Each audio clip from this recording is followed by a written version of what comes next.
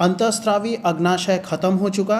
अब इस पार्ट में हम लोग वृषण यानी टेस्टिस के बारे में पढ़ेंगे। ये वृषण क्या है याद करो, ये एक गोनाड है। और गोनाड मतलब, अब ये गोनाड भी है तो किसका है, नर में होगा मादा में होगा, दोनों में होता है गोनाड। और ये नरों का गोनाड है, ठीक है, पुरुषों में ही पाया जाता है। तो सबसे पहले इसका टेस्टिस यानी वृषण, इसका स्थान देखो क्या लिखा हुआ है, 2 प्रकोष्ठ वाली थैलीनुमा रचना वृषण कोश में स्थित। ठीक है, तो एक थैलीनुमा रचना होती है दोनों जांघों के बीच में, मूत्राशय के नीचे, थैली के अंदर। थैली को वृषण कोश बोलते हैं, उसके अंदर वृषण रहता है। ठीक है, अब जिनको ये गलतफहमी है कि वृषण ऐसे गोल आकृति का होता है, वो बाहर से गोल आकृति का लगता है, लेकिन असल में ये वृषण के अंदर नसें बहुत एकदम पेचीले रूप में, बहुत घने अवस्था में पेंची हुई है। इसलिए हमें इनको, और ये इकट्ठा एक साथ रहती है, इसलिए हमें इनकी आकृति गोल आकृति की लगती है। ठीक है, और ये शरीर के बाहर होने का भी, इसका भी एक कारण होता है कि तुम्हारा विषय यहाँ पे वो नहीं है, इसलिए मैं उसमें जा नहीं रहा हूँ, लेकिन इसके शरीर के बाहर होने का भी एक कारण है। अब यहाँ पे इसका कार्य देखते हैं। इसके कार्य में क्या है, इसका कार्य सबसे पहले तो दो कार्य 2 भागों में बटे हुए हैं। इसका सबसे पहला कार्य है शुक्राणु उत्पन्न करना। शुक्राणु उत्पन्न करना यानी जीवन की निरंतरता को बरकरार रखने के लिए हमें प्रजनन क्रिया में जाना पड़ता है, और उसके लिए शुक्राणु की ज़रूरत पड़ती है, जो शुक्राणु जाके एक मादा के अंडे के साथ मिलती है और फिर बच्चा तैयार होता है। तो शुक्राणु का उत्पादन ये वृषण कोशिका, वृषण ग्रंथि करती है। और इसका दूसरा काम क्या है, दूसरा काम है टेस्टोस्टेरोन हार्मोन उत्पन्न करना। ठीक है, अब टेस्टोस्टेरोन उत्पन्न करने से क्या होता है, टेस्टोस्टेरोन उत्पन्न करने से इसके बहुत सारे काम हैं। अब वो हम लोग एक एक करके देखेंगे। तो नीचे आ जाओ, टेस्टोस्टेरोन हार्मोन के उत्पन्न होने से क्या क्या कार्य हो रहा है वो हम देखेंगे। तो सबसे पहला कार्य है पुरुषों में सहायक लैंगिक अंगों का विकास, अंगों के विकास में सहायता। अब थोड़ा सा समझो, वृषण पुरुषों का मुख्य लैंगिक अंग है, मुख्य है। ठीक है, बहुत लोगों को ये गलत फहमी होती है कि हमारा मूत्राशय वो मुख्य लैंगिक अंग है। ठीक है, ना तो वो मादा में मुख्य लैंगिक अंग होता है और ना ही पुरुषों का वो मुख्य लैंगिक अंग होता है। मुख्य लैंगिक अंग किसको कहते हैं, जहाँ पे जीवन की निरंतरता का आधार बनता है, यानी जहाँ पे शुक्राणु बनते हैं और जहाँ पे अंडाणु बनते हैं, वो मुख्य लैंगिक अंग है। तो अब ये मुख्य लैंगिक अंग यानी वृषण के अंदर टेस्टोस्टेरोन जो बना, अब ये द्वितीय लैंगिक अंग यानी सहायक लैंगिक अंगों का विकास करेंगे। इसका मतलब क्या हो गया, इसका मतलब ये हो गया कि पुरुषों में जिसको पेनिस कहते हैं, जो मूत्राशय की नली जहाँ से निकलती है और शुक्राणु भी जहाँ से निकलते हैं, वो हमारा सहायक लैंगिक अंग कहलाएगा। ठीक है, और सहायक लैंगिक अंग का निर्माण टेस्टोस्टेरोन के कारण होगा। अब आगे, पुरुषों में द्वितीय लैंगिक लक्षणों के विकास में सहायता। लक्षण मतलब क्या, मैंने यहाँ पे लक्षण कहा है, अंग नहीं कहा है। लक्षण मतलब ऐसे शरीर का वो, शरीर में वो लक्षण जिससे हमें ये समझ में आता है कि ये पुरुष है। ठीक है, तो जब भी हम किसी व्यक्ति को देखते हैं तो हम लोग ऐसे देखते ही समझ कैसे जाते हैं कि कोई व्यक्ति पुरुष है या महिला है, तो उसके हम लोग लैंगिक लक्षणों को देखते हैं। ठीक है, शरीर का गठन कैसा है उसको देखते ही हम लोग समझ जाते हैं कि व्यक्ति पुरुष है कि महिला। तो द्वितीय लैंगिक लक्षण कैसे, द्वितीय लैंगिक लक्षण दाढ़ी, मूंछ। ठीक है, कल ही मैंने कहा था कि कमर का चौड़ा होना, कोहनी का थोड़ा बाहर की तरफ निकलना, ये सारे हमारे द्वितीय लैंगिक लक्षण के भाग होते हैं। अब अगला, प्रोटीन संश्लेषण में सहायता। टेस्टोस्टेरॉन अचानक से प्रोटीन संश्लेषण के साथ ऐसे कैसे जुड़ गया, ये हम थोड़ी देर में समझते हैं। इसके अगले पॉइंट को पढ़ोगे तो फटाक से समझ में आएगा। अगला पॉइंट है मांसपेशियों और हड्डियों की वृद्धि में सहायता। अब यहाँ पे हमें समझना पड़ेगा कि जब तुम हिंदी फिल्में देखते हो तो हिंदी फिल्मों में जितने भी एक्टर एक्ट्रेसेस हैं, ये सब लोग कस के जिम करते हैं, बहुत भर भर के। सारा दिन इनका और कोई काम नहीं रहता, ये सिर्फ अपनी त्वचा की देखभाल और जिम और एक्टिंग में लगे रहते हैं। फिर भी इतने जिम करने के बाद भी एक हीरो को मसल और बॉडी आ जाती है और एक हीरोइन को क्यों नहीं आती? क्योंकि मादाओं में टेस्टोस्टेरॉन बहुत कम मात्रा में होता है। ऐसा नहीं होता कि मादाओं में टेस्टोस्टेरॉन नहीं होता, लेकिन इतनी कम मात्रा में होता है कि मांसपेशियों और हड्डियों की वृद्धि कसरत करने के बाद उस तरह का आकार ले ही नहीं सकती जिस तरह का आकार एक पुरुष के शरीर को मिलता है। और इसको करने के लिए मांसपेशी यानी बॉडी बनाने के लिए उस तरह के आकार को प्राप्त करने के लिए प्रोटीन लेना बहुत ज़रूरी है। कभी पता करके देखना इन लोगों का डाइट क्या रहता है, ठीक है? ये लोग एक दिन में 10-12 अंडे खाते हैं और पता नहीं क्या क्या, मतलब इतना प्रोटीन लेते हैं अपनी मांसपेशियों को और उसका संश्लेषण कराने के लिए कि सुन के तुम्हारा मतलब तुम भौचक के रह जाओगे। अब इसके आगे देखो, आरबीसी के निर्माण में सहायता करता है। आरबीसी का निर्माण लाल रक्त कणिका में सहायता करता है। अब थोड़ा सा सोचो, बहुत कसरत कर रहे हो, बहुत खेलकूद कर रहे हो, और ऐसे में हमारे सारे शरीर को, सारे मांसपेशियों को, हड्डियों को हमें ऑक्सीजन पहुंचानी है, और ऑक्सीजन पहुंचाने के लिए हमें हेमोग्लोबिन की मदद चाहिए। और हेमोग्लोबिन कहाँ रहता है? हेमोग्लोबिन रहता है लाल रक्त कणिका में, और लाल रक्त कणिका अगर नहीं बनी, हेमोग्लोबिन नहीं पहुंचेगा। तो हेमोग्लोबिन नहीं पहुंचेगा तो प्रोटीन का संश्लेषण नहीं होगा, तो प्रोटीन का संश्लेषण नहीं होगा तो बॉडी नहीं बनेगी। तो इसका मतलब पूरा का पूरा कनेक्शन कहाँ से है? पूरा का पूरा कनेक्शन, ये तीनों पॉइंट एक दूसरे के साथ मिले हुए हैं, तो आरबीसी का निर्माण भी उसमें भी सहायता हो जाएगी। अब आगे, शुक्राणुओं के निर्माण में सहायता। ये तो अब बोलने की ज़रूरत ही नहीं है कि ये शुक्राणुओं के निर्माण में टेस्टोस्टेरॉन सहायता करेगा। अगला है सीबेशियस ग्रंथि की क्रिया को बढ़ाता है। सीबेशियस ग्रंथि क्या है? तो बात कर रहे थे सीबेशियस ग्रंथि की क्रिया को बढ़ाता है। अब सीबेशियस ग्रंथि क्या है? तुम में से बहुतों को ये पता होगा या तुमने अपने साथ भी देखा होगा कि जैसे ही तुम क्लास 7 से 8-9 में गए थे, अचानक से तुम में से बहुतों को पूरे चेहरे पे मुहासे, छोटे छोटे पिंपल आने शुरू हो गए थे। याद करो, हुआ था ऐसा? हर किसी के साथ होता है। तो वो चाहे नर हो कि मादा हो, हर किसी के साथ होता है। अब सीबेशियस ग्रंथि हमारे त्वचा में तेल उत्पन्न करने वाली ग्रंथि है, जो कि हमारे पसीने वाली ग्रंथियों के साथ साथ रहती है। और जब भी हम लोग किशोर अवस्था में पहुंचते हैं तो ये ग्रंथि बहुत ज़्यादा मात्रा में सक्रिय हो जाती है। इसका मुख्य कारण क्या है? ये त्वचा को एकदम मुलायम बनाने की कोशिश करती है।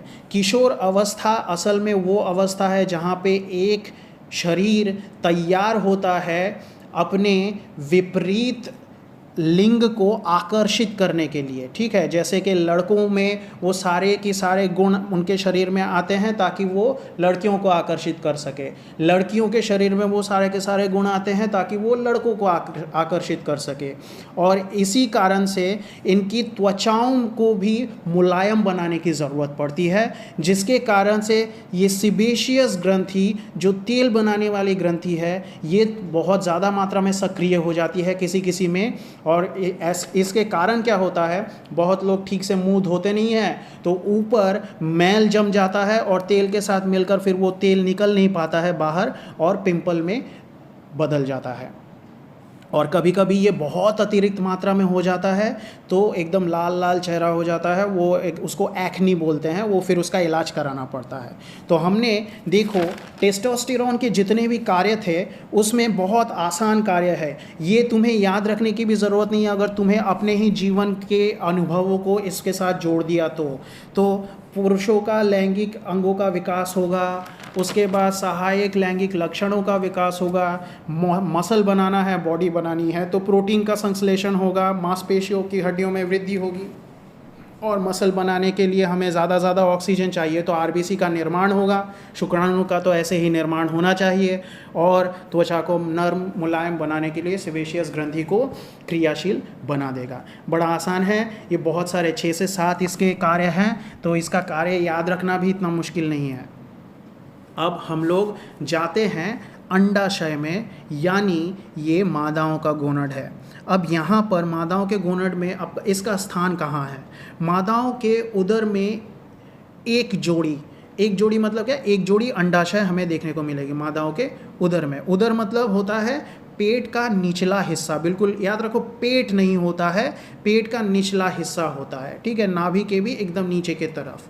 अब ये प्राथमिक लैंगिक अंग है। मैंने थोड़ी देर पहले ही तुम्हें बताया था कि हमारा प्राथमिक लैंगिक अंग वो स्थान होता है जहाँ पर हम जीवन का आधार यानी वो कोशिका बनाते हैं जिससे जीवन की शुरुआत होगी।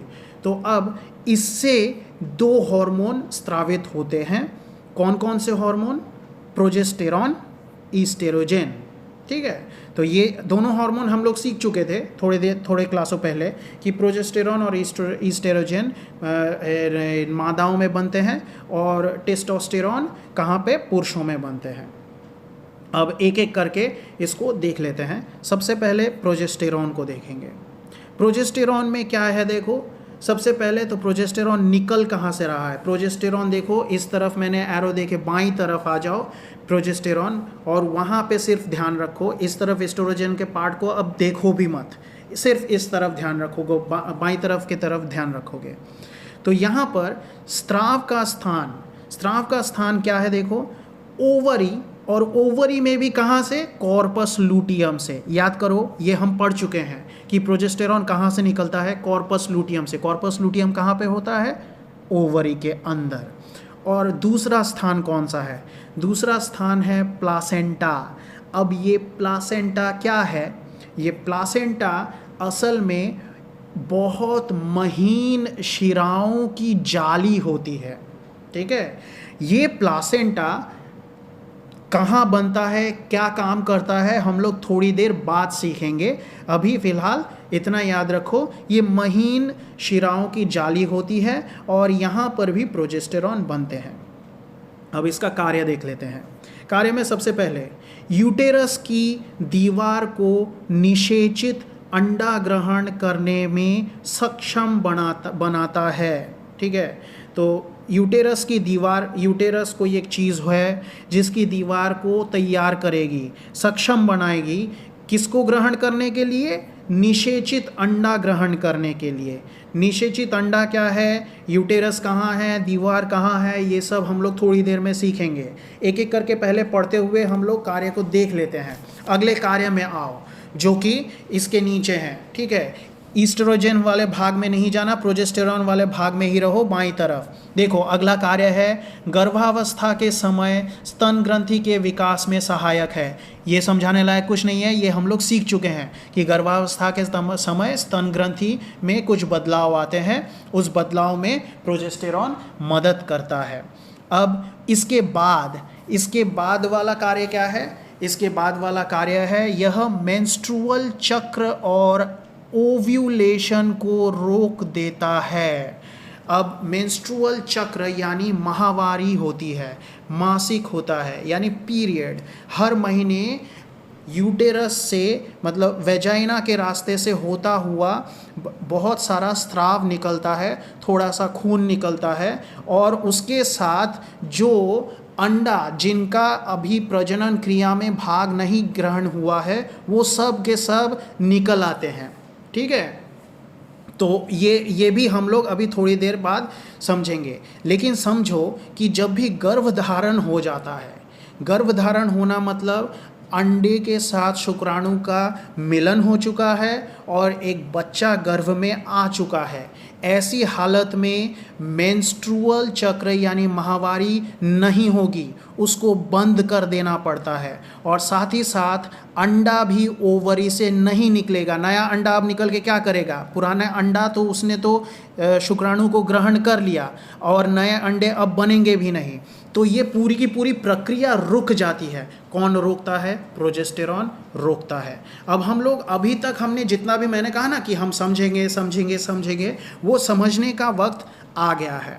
ठीक है, तो अब हम लोग नीचे वाले चित्र पे ध्यान देंगे और अगले पार्ट में वो समझना शुरू करेंगे। अब नीचे वाले चित्र को ध्यान से देखो। ये चित्र असल में ये एक मादा के शरीर के अंदर वो पूरा का पूरा सिस्टम है जहाँ पे एक बच्चा जन्म ग्रहण करता है। अब ध्यान से देखो, मैंने यहाँ पर 2 जगह पे अंडाशय अंडाशय लिखा है, तुम्हें दिख रहा होगा। वहाँ से अंडाशय जहाँ लिखा है वहाँ से एरो देके दिखाया है, वो 2 चीज़ वो ओवरी है। ठीक है, अब ये ओवरी, ये दोनों ओवरी जुड़ी हुई है 2 नलियों से। ठीक है, ये नीले रंग की नली जो ऊपर की तरफ गई है, इन नलियों को फैलोपियन ट्यूब कहते हैं। ठीक है, अब ये नलियाँ ऐसे जाके जुड़ती हैं जिस जगह पे, उसको यूटेरस कहते हैं। देखो मैंने एरो देके लिखा हुआ है। ठीक है, और ये यूटेरस नीचे के तरफ आके खुलती है वेजाइना में। ठीक है, तो अब इसका मतलब देखो, अब समझो।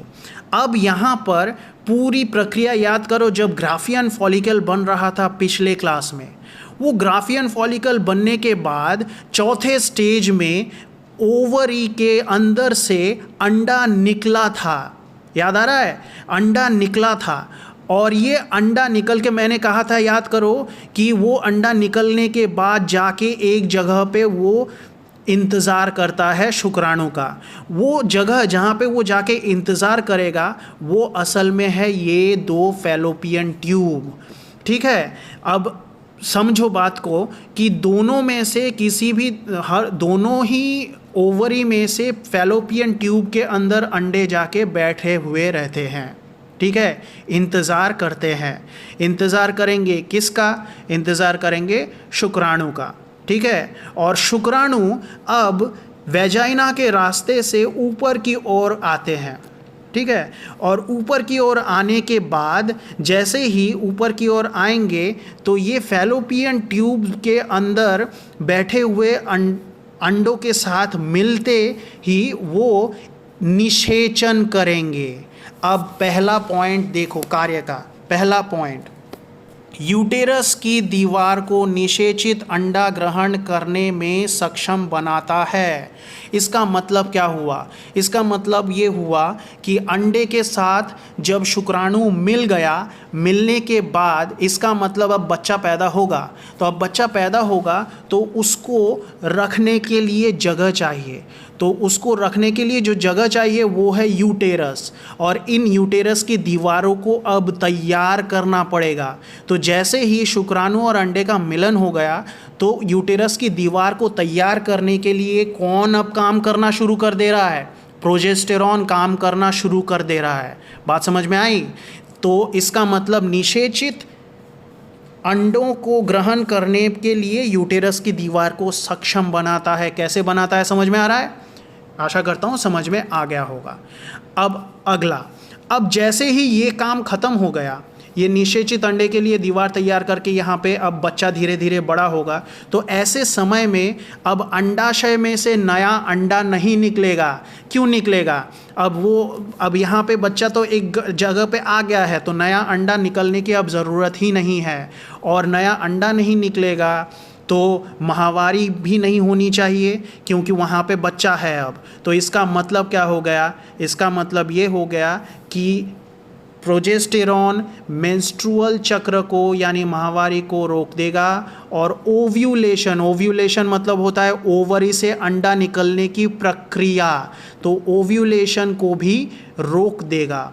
तो इसका मतलब यहाँ पर हमें सारे के सारे कार्य समझ में आ गए होंगे। अब ये हम लोगों का प्रोजेस्टेरॉन खत्म हो गया। अब ईस्ट्रोजन को देखो, ईस्ट्रोजन का स्राव का स्थान कहाँ है? सबसे पहले मुख्यतः ये कहाँ से निकलता है? ओवरी से निकलता है। दूसरा कहाँ से निकलता है? प्लासेंटा से निकलता है। तीसरा कहाँ से निकलता है? बहुत कम मात्रा में वृषण से निकलता है। और चौथा ये कम मात्रा में कहाँ से निकलता है? एड्रिनल ग्रंथि से निकलता है। ठीक है, तो देखो ईस्ट्रोजन ओवरी से भी निकला, प्लासेंटा से भी निकला और वृषण से भी निकला। तो तुम्हें अभी लग रहा होगा कि सर ये तो मादा में निकलता है, ये हमारे इसमें कहाँ से आ गया? अभी थोड़ी देर पहले मैंने कहा था, याद करो कि महिलाओं में टेस्टोस्टेरॉन बहुत कम मात्रा में होता है। ठीक उसी तरह से महिलाओं में हम पुरुषों में भी ईस्ट्रोजन बहुत कम मात्रा में होता है। तो इसका मतलब ये सबके सब हार्मोन सभी में है, लेकिन मादाओं में ईस्ट्रोजन प्रोजेस्टेरॉन की मात्रा बहुत ज़्यादा है, टेस्टोस्टेरॉन कम है। ठीक उसी तरह से पुरुषों में इसका उल्टा है, टेस्टोस्टेरॉन ज़्यादा है, प्रोजेस्टेरॉन ईस्ट्रोजन की मात्रा कम है। अब यहाँ पे दूसरे 2 नंबर पे देखो प्लासेंटा लिखा हुआ है, और प्लासेंटा मैंने क्या कहा था? छोटी छोटी महीन जालियाँ होती है नसों की, और ये नसों की जालियाँ कहाँ बनती है? हमने अभी थोड़ी देर पहले सीखा था ना, ये यूटेरस की दीवार बनानी पड़ेगी बच्चे के रहने के लिए। अब थोड़ा सा सोचो, ये जो बच्चा रहेगा ये यूटेरस के अंदर, तो उसको सांस लेने की ज़रूरत पड़ेगी, उसको खाने की ज़रूरत पड़ेगी, ऑक्सीजन की ज़रूरत पड़ेगी, ये सब पड़ेगी, लेकिन वो तो सांस लेता नहीं है, वो खाना खाता नहीं है, और वो तो फिर उसको कहाँ से सब चीज़ें मिलेगी? तो उसको मिलेगी वो सारी चीज़ें उसकी नाड़ी से, जो कि माँ की नाड़ी के साथ जुड़ी हुई रहती है, ऐसा हम कहते हैं। बात समझ में आ रही है? ऐसा हम कहते हैं। अब थोड़ा सा इसको ध्यान से सीखो। ये जो प्लासेंटा है ना, ये प्लासेंटा, ये जो छोटी छोटे नसों की जालियां हैं, ये यूटेरस में बनती हैं, और ये जालियां धीरे धीरे एकत्रित होती है और ये बच्चे के नाड़ी के अंदर जाती है। इसका मतलब क्या हुआ? इसका मतलब ये हुआ कि माँ का खून, माँ के शरीर में जो खाने की पौष्टिक तत्व, माँ के खून का जो ऑक्सीजन है, वो सारा सब कुछ बच्चे को प्रदान किया जा रहा है इस प्लासेंटा की मदद से। ठीक है, तो प्लासेंटा वो नसों की जाली है जो पूरा का पूरा शरीर से, माँ के शरीर से सब कुछ जमा करती है धीरे धीरे, और एक जगह पे आके वो एक इकट्ठी नाड़ी में बदलती है, जो कि बच्चे के नाभि में अंदर चली जाती है, जिससे कि बच्चे को पूरा पौष्टिक आहार और ऑक्सीजन मिलता रहता है। तो इस प्लासेंटा में भी प्रोजेस्टेरॉन और ईस्ट्रोजन दोनों बनते हैं। ठीक है, अब ईस्ट्रोजन के जो कार्य हैं वो अगले पार्ट में देखते हैं। अब ईस्ट्रोजन के कार्य के बारे में बात कर लेते हैं। तो सबसे पहले कार्य में अब ये आसान है। महिलाओं में सहायक लैंगिक अंग जैसे यूटेरस हम लोग क्या है सीख चुके हैं, फैलोपियन ट्यूब हमें क्या है पता है, और वेजाइना आदि के विकास में सहायता करता है। अब आगे, महिलाओं में द्वितीय लैंगिक लक्षण का विकास करता है। द्वितीय लैंगिक लक्षण कौन कौन से? महिलाओं का जो कमर है उसको पतला बनाना, कमर के नीचे का भाग उसको भारी बनाना, ठीक है, कोहनी को अंदर की तरफ मोड़ना, ये सब द्वितीय लैंगिक लक्षण है इसमें।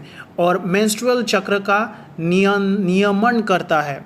तो ईस्ट्रोजन ये भी माहवारी को कंट्रोल करता है। ठीक है, मतलब इसमें कम ज़्यादा आने पर भी माहवारी में कभी कभी अनियमितता आ जाती है। ठीक है, तो ये ईस्ट्रोजन सही अगर निकलता रहेगा तो माहवारी भी ठीक समय पे होती रहेगी।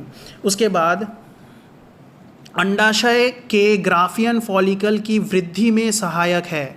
फिर से वही बात, ग्राफियन फॉलिकल कहाँ बना था याद करो, ओवरी के अंदर, और वो जो ग्राफियन फॉलिकल की वृद्धि हो रही थी वो उसमें ईस्ट्रोजन सहायता कर रहा था। प्रोटीन एवं वसा के चयापचय में सहायक है। तो ये प्रोटीन और वसा, वसा मतलब फैट, ठीक है, जो चर्बी होती है जिसको खाने से हम लोग प्राप्त करते हैं, प्रोटीन उसको भी खाने से हम लोग प्राप्त करते हैं, तो उसको हजम करने में ये सहायता करती है। हड्डियों की वृद्धि तथा उनमें कैल्सिफिकेशन कराता है। मतलब क्या है इस कैल्सिफिकेशन शब्द का? मतलब खाने से हड्डियों के अंदर कैल्शियम को खींच के निकालो और हड्डियों को मजबूत बनाओ, इसका मतलब ये होता है। तो हड्डियों की वृद्धि कब होगी? जब हड्डियों में कैल्शियम आएगा, और हड्डियों में कैल्शियम तभी आएगा जब खाने से जो कैल्शियम उपलब्ध हुआ वो हड्डियों में जा रही है तब। तो इसका मतलब अगर ईस्ट्रोजन में गड़बड़ी हुई तो हड्डी भी कमज़ोर हो सकती है। तो हमने यहाँ पर ईस्ट्रोजन के सारे कार्य सीख लिए।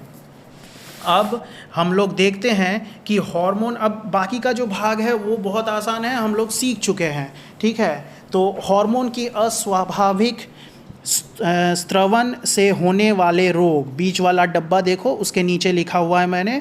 तो ये अस्वाभाविक स्रवण से होने वाले रोग में सबसे पहले देखोगे मैंने लिखा है गलगंड या घेंघा, जिसको कहते हैं गॉइटर। याद करो मैंने कल के क्लास में कहा था तुम्हें एक्सोथैल्मिक गॉइटर और गॉइटर दोनों अलग चीज़ है। तो गॉइटर क्या है वो अब हम देख रहे हैं। तो देखो यहाँ पे क्या लिखा हुआ है, थायरॉक्सिन की कमी से गॉइटर होता है, ठीक है। याद करो थायरॉक्सिन हमने पढ़ लिया है, थायराइड से निकलता हुआ थायरॉक्सिन, उसके कारण वहाँ पे कुछ रोग हो रहे थे, उसमें गॉइटर भी एक रोग है। भोजन में दूसरी बार गॉइटर कहाँ से क्यों होता है? देखो भोजन में 2 नंबर पॉइंट में लिखा हुआ है, भोजन में आयोडीन की कमी से थायरॉक्सिन भी कम बनता है, जिससे यह रोग होता है। इसका मतलब अगर हमें आयोडीन पर्याप्त मात्रा में नहीं मिली तो थायरॉक्सिन नहीं बनेगा, और थायरॉक्सिन नहीं बना तो गॉइटर हो जाएगा। और ऐसा गॉइटर में होता क्या है?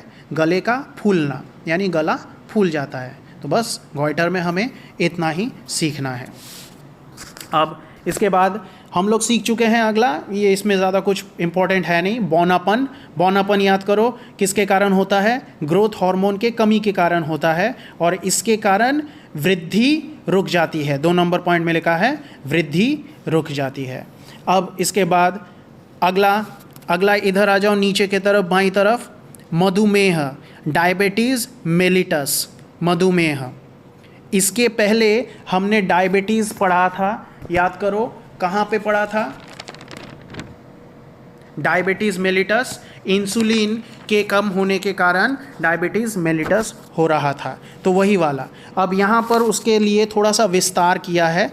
देखो इसे हाइपरग्लाइसेमिया भी कहते हैं, ठीक है, हाइपरग्लाइसेमिया।